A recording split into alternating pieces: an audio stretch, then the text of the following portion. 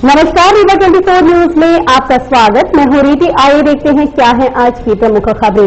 रीवा सांसद का बयान सुर्खियों पर, कांग्रेसी ने किया पलटवार। रीवा में दौड़ रही बेतरतीब ऑटो के लिए बनाई गई नई योजना। प्राथमिक व माध्यमिक छात्र छात्राओं को वितरित किया गया खाद्यान्न और सड़क सुरक्षा माह कार्यक्रम की हुई शुरुआत। एसपी ने हरी झंडी दिखाकर किया रैली को रवाना। इन खबरों को आगे हम विस्तार से देखेंगे। रीवा सांसद ने एक बार फिर दिया विवादित बयान। कांग्रेस का पलटवार, सुर्खियों में रहने के लिए सांसद देते हैं इस तरह के बयान। 16 जनवरी को सांसद जनार्दन मिश्रा कोरोना वैक्सीन कार्यक्रम में शामिल होने संजय गांधी अस्पताल गए थे। इस दौरान मीडिया से बात करते समय कांग्रेस पर कटाक्ष करते हुए कहा कि कांग्रेस को पोलियो की टीके की जरूरत है ताकि वह धरातल में खड़ी रह सके। जनता को कोरोना का टीका लगने दे और यह पोलियो का टीका लगवाएं। इस बयान को लेकर जब कांग्रेस के पार्षद विनोद शर्मा से बात की गई तो उन्होंने पलटवार करते हुए कहा कि ऐसी बयानबाजी सांसद द्वारा सुर्खियों में बने रहने के लिए की जाती है। आप खुद सुनिए सांसद द्वारा दिए गए बयान पर विनोद शर्मा द्वारा किए गए पलटवार को। वो रीवा के सांसद हैं। रीवा की जनता ने उनको 2-2 बार का सांसद बनाया और हमारे तो पिता तुल्य हैं, सीनियर हैं। मैं उनकी खुद इज्जत करता हूं और समाजवादी विचारधारा से निकले हुए व्यक्ति हैं, पर वो सुर्खियों में बने रहने के लिए कभी भी कुछ भी अनाप शनाप बक देते हैं, बोल देते हैं, जो शोभनीय नहीं है। ऐसा मानना, मेरा खुद का मानना है कि आप एक जिम्मेदार पद पे हो। सांसद कोई छोटी मोटी चीज नहीं होती, आप सांसद हो। वो ये कह रहे हैं कांग्रेसियों को पोलियो। अरे भैया, मैं आपके चैनल के माध्यम से उनको और उनके जैसे जो सोच रखने वाले भाजपाई हैं सबको कहना चाहता हूं कि यदि पोलियो का टीका जो 2 बूंद जिंदगी का उसका अभियान चला, यदि ना पिलाया जाता तो आज भारत देश की 50% से ज्यादा की आबादी पोलियो ग्रस्त होती। मुझे यकीन है, भरोसा है कि सांसद जनार्दन मिश्रा को भी पोलियो का जो 2 बूंद ड्रॉप है उनको भी पिलाया गया रहा होगा। वो बात कांग्रेसी करते हैं। उनके यहाँ 303 सांसद में 148 से ज्यादा सांसद कांग्रेस पार्टी और अन्य दलों से गए हुए व्यक्ति हैं। जिसको वो बहुत ज्यादा पूछते हैं वो भी पहले कांग्रेस में थे, फिर भाजपा में गए। तो वो क्यों कह रहे हैं, सुर्खियों में बने रहने के लिए कह रहे हैं, या उनका क्या मकसद है? उनका जो मकसद है ये वही जाने। निश्चित तौर पे एक रीवा के नागरिक होने के नाते कि रीवा का सांसद गलत बयानबाजी करता है, हमेशा बतंगड़ बनाता रहता है, इससे हमको दुख होता है। अनियंत्रित हो चुकी शहर की यातायात व्यवस्था को पटरी पर लाने शहर में बेतरतीब दौड़ रहे ऑटो का कलर व रूट किया जाएगा। निर्धारित यातायात थाने में एकल खिड़की के माध्यम से रजिस्ट्रेशन कार्य भी शुरू किया गया है। शहरवासियों को जाम से निजात दिलाने हेतु विधायकों, प्रशासनिक अधिकारियों एवं पुलिस विभाग की उपस्थिति में महत्वपूर्ण बैठक आयोजित की गई थी, जिसमें शहर में दौड़ रहे बेतरतीब ढंग से ऑटो के लिए रूटों का निर्धारण, अलग अलग रूट के लिए अलग अलग कलर की पट्टी का निर्धारण समेत निश्चित पार्किंग व्यवस्था बनाए जाने हेतु निर्णय लिया गया था। इस व्यवस्था को अमली जामा पहनाने हेतु यातायात थाने में रजिस्ट्रेशन करवाने हेतु एकल खिड़की खोली गई है, जहां ऑटो के रजिस्ट्रेशन प्रक्रिया भी शुरू हो चुकी है। अब शहर में दौड़ने वाले ऑटो के लिए शहर के हर प्रमुख मार्ग के लिए अलग अलग रूट निर्धारित किए जाएंगे। साथ में हर रूट के लिए अलग अलग रंग की पट्टी लगाई जाएगी, जो अपने निर्धारित रूट पर चल सकेंगे। इसके अलावा ऑटो के लिए निर्धारित पार्किंग व स्टॉपेज बनाए जाएंगे, जहां से ऑटो चालक सवारी उतार व बैठा सकेंगे। हमारा परिवहन विभाग एवं यातायात पुलिस दोनों के है ना, जो संयुक्त अभियान के तहत जो है, जो सड़क सुरक्षा समिति में निर्णय लिया गया था कि ऑटो के परमिट हेतु विशेष शिविर लगाए जाने हैं, जिससे ऑटो परमिट बनने में आसानी हो सके, सुविधा मिल सके। उसके तहत जो है ये शिविर का आयोजन किया गया है। 18 जनवरी से लेकर 2 फरवरी तक जो है ये शिविर लगेगा। इसमें एकल खिड़की व्यवस्था का प्रावधान है। सीधे ऑटो वाले आए, यहीं पर उनको फीस कटाना है, अपना आवेदन देना है, आवेदन के साथ दस्तावेज संलग्न करना है, उनको दूसरे दिन परमिट मिल जाएगा। ये परमिट रूट वाइज है, 8 मार्गों पर जो है ये परमिट मिलेगा, जिसके लिए प्रत्येक के लिए कलर कोड डिसाइड है, निर्धारित है। इसका मूल उद्देश्य है अधिक से अधिक जो है ऑटो परमिट पे चलें, यथा जो उनका मार्ग निर्धारित है उसमें चलें और कलर कोड लगाकर चलें, जिससे शहर की ट्रैफिक व्यवस्था सुधर सके। इन्हें व्यवस्थित करने के लिए मतलब कई चौराहे में या फिर पार्किंग की व्यवस्था भी की गई है, या रोडें भी दौड़ते रहेंगे? नहीं, इनके लिए जो है सारी व्यवस्थाएं की जा रही हैं। सड़क सुरक्षा समिति में इसका निर्णय भी लिया गया था। पार्किंग व्यवस्था की भी गई है सिरमौर चौराहे में और कई जगह पर, और लगातार इस पे जो है काम जारी रहेगा और इनकी व्यवस्थाएं पार्किंग की जाएंगी। देखा जाता है कि वो पार्किंग में खड़े रहते हैं, फिर इनको बुक करके बाहर निकाला जाता है, लेकिन यहाँ सब रोड में है, कोई पार्किंग व्यवस्था नहीं। हाँ, पार्किंग व्यवस्था मैंने जैसा कहा कि की जा रही है इनके सभी के लिए, और की भी गई है पार्किंग व्यवस्था। लगातार जो है एक अभियान के तहत ये काम किया जा रहा है। थोड़ा समय लगेगा, लेकिन व्यवस्था में सुधार अवश्य दिखेगा। समिति में शहर यातायात सुदृढ़ करने के लिए कई बिंदुओं पे मीटिंगों में निर्णय किए जाते थे। आप भी देख रहे होंगे कि शहर में जो ऑटो हैं वो शहर की आवश्यकता से लगभग 3 गुने अधिक है। शहर की या रोजगार की दृष्टिकोण से शासन की नीतियां हैं जिन पे प्रतिबंध नहीं लग पाता, मगर इन नीतियों का सही रूप से शहर में एक व्यवस्थित यातायात बनाने के लिए जो ट्रैफिक कमेटी की बैठक में निर्णय लिए गए थे, तो इसमें आज आरटीओ विभाग द्वारा परमिट बनाने की कार्यवाही प्रारंभ कलेक्टर साहब, एसपी साहब के माध्यम के आदेशों के बाद और माननीय विधायक जी के निर्णय के अनुसार ये लिए गए हैं। इसमें प्रथम कड़ी में जो बात कहते थे कि आरटीओ ऑफिस दूर है और परमिट बनाने में भीड़ रहती है और उनको तकलीफ होती है, या किसी दूसरे तरीके से इनको अपने परमिट से बचने के लिए दूसरे कारण बताए जाते थे, उनमें सुधार करते हुए कलेक्टर साहब, एसपी साहब और माननीय विधायक जी के कहने पर ट्रैफिक थाने में एकल खिड़की व्यवस्था आरटीओ विभाग द्वारा की गई है।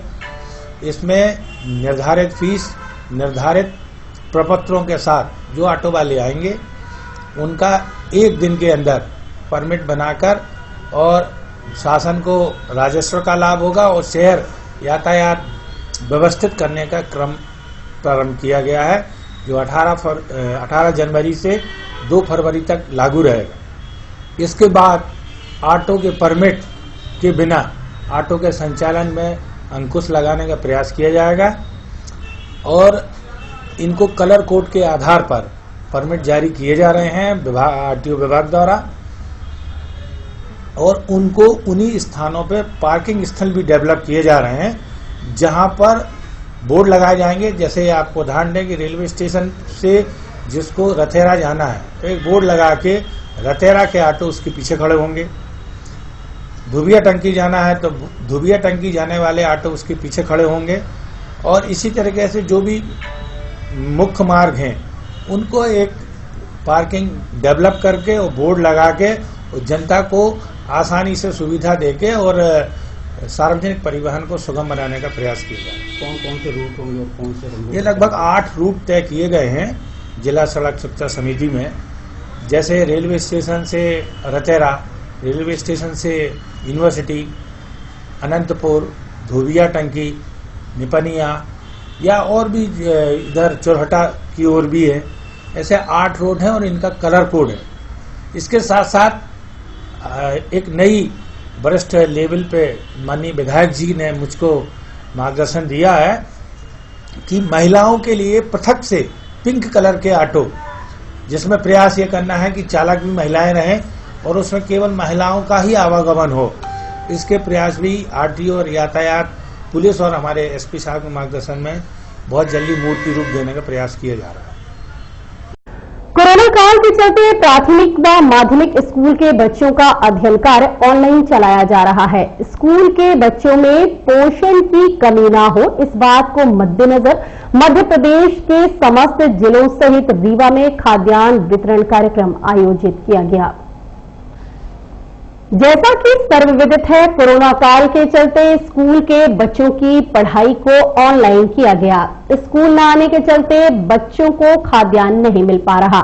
बच्चों में पोषण की कमी न हो, इस बात को दृष्टिगत रखते हुए प्राथमिक व माध्यमिक स्कूल के बच्चों को शिविर लगाकर खाद्यान्न वितरित करने का आदेश प्रदेश के मुखिया शिवराज सिंह चौहान द्वारा दिया गया, जिसको मद्देनजर रखते हुए प्रदेश में समस्त जिलों सहित रीवा के मार्टिन क्रमांक 3 में खाद्यान्न वितरण कार्यक्रम आयोजित किया गया और पूर्व मंत्री व विधायक राजेंद्र शुक्ल के मुख्य आतिथ्य में सूखे खाद्यान्न का वितरण किया गया। इस संबंध में सिटी केबल नेटवर्क रीवा 24 के संवाददाता ने राजेंद्र शुक्ल से बात की।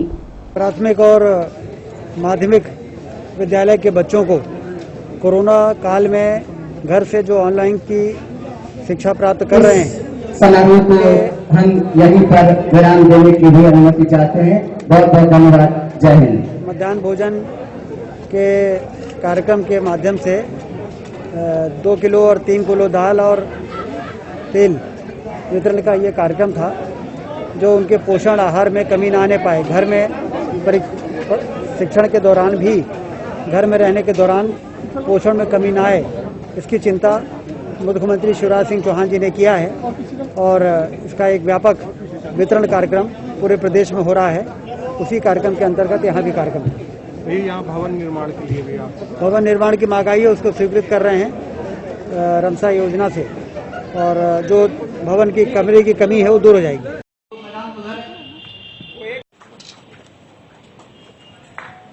डिजिनेट अर्थात मोबाइल से बच्चों की शिक्षा में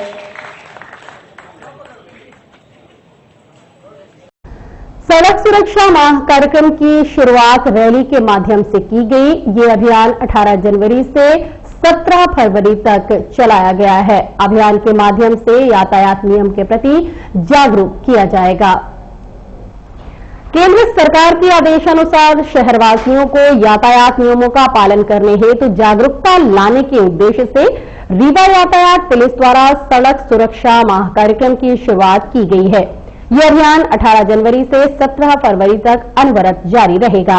इस कार्यक्रम के माध्यम से यातायात नियम का पालन करने हेतु जागरूक किया जाएगा। रीवा यातायात पुलिस ने यातायात सुरक्षा जीवन रक्षा लिखे स्लोगन के साथ यातायात रथ के साथ विशाल रैली निकालकर इस कार्यक्रम व अभियान की शुरुआत की। इस रैली को रीवा पुलिस अधीक्षक ने हरी झंडी दिखाते हुए टीआरएस कॉलेज से रवाना किया। इस रैली में एनसीसी कैडेट, स्कूली छात्र छात्राएं, यातायात पुलिस समेत अनुभाग के अधिकारी कर्मचारी उपस्थित रहे। इस संबंध में सिटी केबल नेटवर्क रीवा 24 के संवाददाता ने पुलिस अधीक्षक राकेश सिंह से चर्चा की। मान के लोग जो है इसको गंभीरता से नहीं लेते। एक हत्या हो जाए तो पूरा समाज जो है प्रेरित हो जाता है, परंतु दुर्घटना में 5 लोग वहीं मर जाएं तो समाज को कोई भी उद्वेलन नहीं होता है, जबकि जीवन की कीमत एक ही जैसी होती है दोनों घटनाओं में। तो बेसिकली सरकार जो है हमेशा इस बात का प्रयास करती है कि लोग जागरूक हों, यातायात नियमों का पालन करें, और उसी के संदर्भ में साल में एक बार जो है 15 दिन 20 दिन का एक अभियान चलाया जाता है, जिसमें उद्देश्य रहता है कि लोगों को यातायात के प्रति सचेत किया जाए, जागरूक किया जाए। व्यक्ति सड़क पर चलने वाला व्यक्ति जब तक वो दुर्घटनाग्रस्त नहीं होता तब तक ये मान के चलता है कि उसको उसके जीवन पे कोई खतरा नहीं है, जबकि हम जब भी सड़क पर आते हैं हमें यह मान कर चलना चाहिए कि हमारे जीवन को खतरा उत्पन्न हो गया है, और इस हिसाब से यदि हम सड़क पर चलेंगे तो कभी भी दुर्घटनाओं से बचे रहेंगे। इन्हीं सब बातों को लेकर यातायात सुरक्षा जीवन रक्षा के केंद्रीय सरकार के निर्देशानुसार इस स्लोगन के साथ यह शुभारंभ किया गया है, और मैं चाहूंगा कि आप लोगों के सभी के माध्यम से लोगों तक यह बात पहुंचे कि जीवन आपका बहुत महत्वपूर्ण है। चाहे वो किसी दुर्घटना में जाए या किसी घटना में जाए, जीवन नहीं जाना चाहिए, जीवन की रक्षा होनी चाहिए, और इस भावना को प्रेरित करते हुए अभियान चलाया जा रहा है। और उम्मीद है कि हमारे रीवा के लोग इस अभियान को अपने हृदय से अपनाएंगे और अपने जीवन को सुरक्षित बनाएंगे। सर, यातायात नियमों का पालन लोगों के द्वारा नहीं किया जा रहा। देखिए क्या होता है, यातायात के नियम एक ऐसे नियम होते हैं जो हर चीज को फोर्सफुली लागू करना भी एक सभ्य समाज के लिए ठीक बात नहीं है। लोगों को अंदर से इस बात को आना चाहिए कि हम यातायात के नियम का पालन करें। यह जागरूकता अभियान इसीलिए चलाया जाता है कि लोग स्वतः जागरूक हों। कई लोग होते हैं जिनके जीवन में शामिल है कि उनको हेलमेट पहन के ही निकलना है। कई लोग ऐसे हैं कि उनको लाख आप दंड दीजिए वो हेलमेट को उतार के ही चलते हैं। ये चीज गलत है, सबको हेलमेट पहन के चलना चाहिए और इस बात के लिए हम लोगों को प्रेरित कर रहे हैं, जागरूक कर रहे हैं। फाइन करना और हर बात के लिए फाइन करना ये सभ्य समाज का निशानी नहीं है और हम एक सभ्य समाज के सभ्य नागरिक हैं और युवा के लोग ईश्वर की कृपा से बड़े विद्वान और सभ्य हैं। तो मेरा उद्देश्य है कि इस यातायात सप्ताह में इस बात को भरपूर अपने हृदय से अपनाएं और यातायात के नियमों का पालन करें। और हम एक छोटे से ब्रेक के बाद हड्डी जोड़ एवं रीढ़ रोग तथा स्त्री रोग एवं प्रसूति रोग का इलाज एक ही छत के नीचे। विघ्नहर्ता hospital and trauma centre, hotel landmark के पास, रतहरा, रीवा। डॉक्टर संतोष सोनी, पूर्व चिकित्सक, बॉम्बे हॉस्पिटल, मुंबई। हड्डी जोड़ एवं रीढ़ रोग विशेषज्ञ, छोटे चीरे एवं दूरबीन विधि द्वारा हाथ तथा पैर की हड्डियों का ऑपरेशन। गठियाबात, जटिल एवं बिगड़े हुए फ्रैक्चर का बेहतर इलाज करते हैं डॉक्टर संतोष सोनी। विघ्नहर्ता हॉस्पिटल ट्रॉमा सेंटर में ही स्त्री एवं प्रसूत रोग विशेषज्ञ डॉक्टर शैलजा सोनी भी उपलब्ध हैं, जिनकी देखरेख में नॉर्मल डिलीवरी, सिजेरियन ऑपरेशन एवं बच्चेदानी से संबंधित ऑपरेशन की बेहतर सुविधा। संतानहीन दंपत्ति तत्काल संपर्क करें। विघ्नहर्ता hospital and trauma centre, hotel landmark के पास, रतहरा, रीवा। सुविधाजनक एवं सफल इलाज हेतु आज ही संपर्क करें। विघ्नहर्ता hospital and trauma centre, hotel landmark के पास, रतहरा, रीवा। मोबाइल नंबर 7828781983 अथवा 8462956774 पर। एक बार फिर से सुपर स्पेशलिटी अस्पताल में नर्सेस भर्ती प्रक्रिया को किया गया निरस्त, जिम्मेदारों के पास कोई ठोस जवाब नहीं। आपको बताना चाहेंगे एक बार फिर से सुपर स्पेशलिटी अस्पताल में नर्सेस की भर्ती प्रक्रिया विज्ञापन जारी कर चयन प्रक्रिया शुरू की गई थी, जिसमें 60 अभ्यर्थियों का चयन किया गया था। अंतिम पड़ाव में दस्तावेज सत्यापन हेतु 30 अभ्यर्थियों को आज बुलाया गया था। वहीं 30 का दस्तावेज सत्यापन कल किया जाना था, पर 30 चयनित अभ्यर्थी जब दस्तावेज सत्यापन हेतु श्याम शाह चिकित्सा महाविद्यालय पहुंचे तो उनको बताया गया भर्ती प्रक्रिया पर स्टे लगा दिया गया है। आपको बताना चाहेंगे पूर्व में भी एक बार नर्सों की भर्ती प्रक्रिया यह कहकर निरस्त की जा चुकी है कि श्याम शाह चिकित्सा महाविद्यालय से पास आउट अभ्यर्थियों का चयन किया जाएगा और दूसरी बार पुनः स्टे लगा दिया गया। इस मामले में जब मेडिकल कॉलेज के प्रभारी डीन मनोज इंदुलकर से बात की गई तो उन्होंने क्या कहा, आप खुद सुने। भर्ती को लेकर क्या समस्या क्या? इसमें हम लोगों ने जो 12 दिसंबर को एक विज्ञप्ति जारी करके शासकीय नर्सिंग महाविद्यालय से भर्ती की प्रक्रिया करना थी हमें सुपर स्पेशलिटी हॉस्पिटल के लिए, तो वो चालू करना थी और आज हम लोगों ने इनको डॉक्यूमेंट वेरिफिकेशन के लिए बुलाया था, लेकिन कोर्ट की इसमें उन्होंने फर्दर प्रोसीडिंग के लिए अभी जस्ट मना कर दिया है। तो अब आगे जो भी जैसा कोर्ट जो भर्ती हुई थी उसमें स्टे लगा था, जो इसके कोर्ट भर्ती हुई थी उसमें स्टे लगाया था शायद। नहीं, नहीं अभी जो हमारी जो विज्ञप्ति जारी की थी सुपर नर्सिंग भर्ती के लिए 9 दिसंबर को, उसी पे कोर्ट ने स्टे दिया हुआ है, तो डॉक्यूमेंट वेरिफिकेशन अभी ना हो पाया है। इसमें मतलब ये स्टे लेने के लिए कोई प्राइवेट आदमी स्टे वो लगाया था या फिर किसी अभी पूर्ण जानकारी है नहीं। हमने OIC अभी बना दिया है डॉक्टर जितेंद्र चतुर्वेदी, कल वो कोर्ट अपने हाई कोर्ट जा रहे हैं कल, उसके बाद ही कुछ मालूम पड़ पाएगा। हमें जानकारी ये दी गई है कि आपका जो सिलेक्शन लिस्ट हुआ है BMHRC का, उसके अगेंस्ट किसी थर्ड पार्टी ने स्टे लगवाया है कि ये गवर्नमेंट कॉलेज नहीं है। ये इस बात पे स्टे लगा और इसलिए हमको यहाँ पे बुला करके अब उन्होंने हमें बोला है कि अब आपका वेरिफिकेशन नहीं होगा। क्या ये पूर्व सूचित था कि अटेंडेंस? ये कोई भी सूचित नहीं था और उन्होंने जो हमें गवर्नमेंट का स्टे ऑर्डर दिखाया है उसकी डेट 12/1/2021 है। उसके अकॉर्डिंग आज तक उनको हमें कोई भी इन्फॉर्मेशन देनी चाहिए बाय द मेल और बाय द वेबसाइट, बट हमारे पास कोई सूचना नहीं थी और अब हम यहाँ आकर के सफर कर रहे हैं। यहाँ 11 बजे से हम वेट कर रहे हैं और 1:30 पे वो हमें रिप्लाई करते हैं कि अब आपका डॉक्यूमेंट वेरिफिकेशन नहीं होगा। कितने बच्चे हैं वो? हम यहाँ 30 लोग हैं। 30 लोग हैं हम यहाँ और सब सेम कॉलेज के हैं। सब सेम कॉलेज। हाँ, किस कॉलेज से आप लोग? Bhopal memorial hospital lens research centre, हम वहाँ से आए हैं। कॉलेज? हाँ जी, ये गवर्नमेंट कॉलेज है। हम लोग गवर्नमेंट कॉलेज से पास आउट हैं और हमने आवेदन किया था। उसके बाद इन लोगों ने हमारा चयनित लिस्ट में जो उसमें नाम दिया था, उसके बाद गवर्नमेंट लिखा हुआ है उसमें, उसके बाद हमसे बोल रहे हैं आप गवर्नमेंट अप्रूव्ड नहीं हो। और यहाँ पे बुला के रखा है सुबह 11 बजे से, 11 बजे से बुलाया, 1 बजे बता रहे हैं हमको। इतनी दूर से आए हम लोग, बहुत प्रॉब्लम हो रही थी आने में भी, और अभी ठंडी में यहाँ बैठे हुए हैं, कोई सुनवाई नहीं है और ना बता रहे हैं कि आगे क्या होगा क्या नहीं होगा।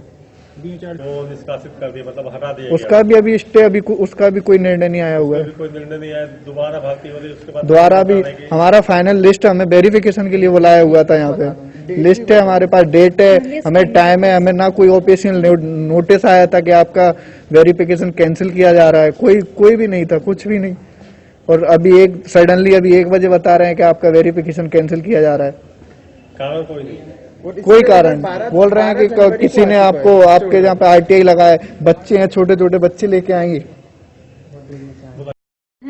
मैं अनूपपुर से आई हूँ सर। काहे के लिए आई हैं? सर हम लोग का यहाँ गवर्नमेंट जॉब में मतलब हम लोग का लिस्ट निकल गया, चयन हो गया, और इसके बाद हम लोग यहाँ आके बैठे हैं और अब बता रहे हैं कि आपके उसमें वैकेंसी में स्टे लगा दिया गया है और आप लोग गवर्नमेंट कॉलेज से नहीं हैं। क्या आपको जानकारी, इसके पूर्व की भर्ती में भी स्टे लग गया था? Yes sir. आज फिर ये प्रक्रिया, फिर से आज ये प्रक्रिया, कारण क्या है स्टे लगने? कुछ कारण बस यही बता रहे हैं कि BMHRC गवर्नमेंट नहीं है, प्राइवेट बता रहे हैं। संविदा स्वास्थ्य कर्मचारियों ने राज्य शासन की अनदेखी के चलते आंदोलन की घोषणा की है। राष्ट्रीय स्वास्थ्य मिशन अंतर्गत संविदा आधार पर लगभग 19,000 संविदा स्वास्थ्य कर्मचारी कार्यरत हैं, जो कि प्रदेश सरकार से लगभग पिछले 10 वर्षों से अपने सुरक्षित भविष्य की मांग कर रहे हैं, परंतु शासन द्वारा लगातार अनदेखी की जा रही है, जिसको लेकर आक्रोशित संविदा कर्मचारियों ने आंदोलन की घोषणा की है। इस संबंध में रीवा 24 ने संबंधितों से बात की। उन्होंने क्या कहा, आप खुद सुने। बीजेपी की सरकार थी, उन्होंने हम लोगों को आश्वासन दिया था कि हम आप लोगों को जो नियमित कर्मचारी हैं उनके समतुल 90% वो 90% हम लोग आप मतलब जैसे नियमित कर्मचारी का वेतनमान का न्यूनतम 90% वेतन निर्धारित किया था। उसके बाद लगभग सभी विभागों में जितने विभाग हैं सब में कर दिया गया, लेकिन हमारे संविदा स्वास्थ्य विभाग में नहीं किया गया, जिसमें लगभग अपने विभाग में पूरे प्रदेश में 90% संविदा स्वास्थ्य कर्मी ही काम कर रहे हैं। अपने कोरोना में भी सबसे ज़्यादा अगर किसी ने वर्क किया है तो संविदा स्वास्थ्य कर्मी ने। तो हम लोगों ने अपनी मांगों को लेकर अभी जो वर्तमान सरकार है उसके पास हम लोग गए, अपना पक्ष रखा, लेकिन अभी उसका कोई रिजल्ट नहीं निकला है। इसके लिए हम लोगों ने प्लानिंग की है कि अपन 26 जनवरी से चरणबद्ध तरीके से आंदोलन करेंगे। तो पहला तो हम लोगों को यह है कि जिस दिन 26 जनवरी को हम लोग संविदा स्वास्थ्य कर्मी की टोपी पहन के ध्वजारोहण करेंगे। उसके बाद जो हमारे संविदा स्वास्थ्य कर्मी शहीद हुए हैं उनको श्रद्धांजलि देंगे। उसके बाद हम लोग समस्त 52 जिला में कर्मचारियों की रैली निकालेंगे और ताली एवं थाली बजाकर प्रदर्शन करेंगे। हम जिला कलेक्टर को ज्ञापन सौंपेंगे और 4 फरवरी को हम सभी संविदा स्वास्थ्य कर्मी अपने ब्लॉक स्तर पर अपने जनप्रतिनिधियों को ज्ञापन सौंपेंगे और 8 फरवरी को हम लोग भोपाल में एकत्रित होंगे और नवनिर्मित NHM बिल्डिंग जो है कि भूमि एवं भवन की पूजा एवं कलश स्थापना करेंगे तथा प्रदेश सरकार एवं उच्च अधिकारियों की सद्बुद्धि हेतु ईश्वर से प्रार्थना करेंगे। अगर इसके बाद भी हम लोगों की मांगों का निराकरण नहीं होता है तो हम लोग अनिश्चितकालीन हड़ताल पर जाने के लिए। राम मंदिर बनाने की खुशी देश के कोने कोने में देखी जा रही है। लोग दीप जलाकर अपनी खुशी का इजहार कर रहे हैं। एक ऐसा ही नजारा कैद किया हमारे रीवा 24 के कैमरे ने। रीवा शहर के वार्ड 36 उपरहटी मोहल्ले में मछरिया गेट के पास आम जन ने सैकड़ों दीप जलाकर राम मंदिर बनने की खुशी जाहिर की। अब सबको इंतजार है भव्य राम मंदिर का निर्माण कार्य कब पूरा होगा।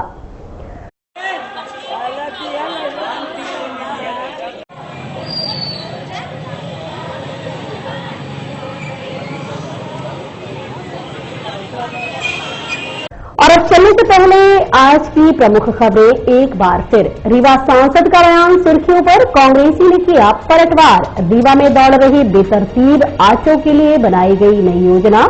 प्राथमिक व माध्यमिक छात्र छात्राओं को वितरित किया गया खाद्यान्न और सड़क सुरक्षा माह कार्यक्रम की हुई शुरुआत। एसपी ने हरी झंडी दिखाकर किया रैली को रवाना। आज की खबरों में बस इतना ही। नई खबरों के साथ हम होंगे पुनः उपस्थित। इजाजत दीजिए रीति को। नमस्कार।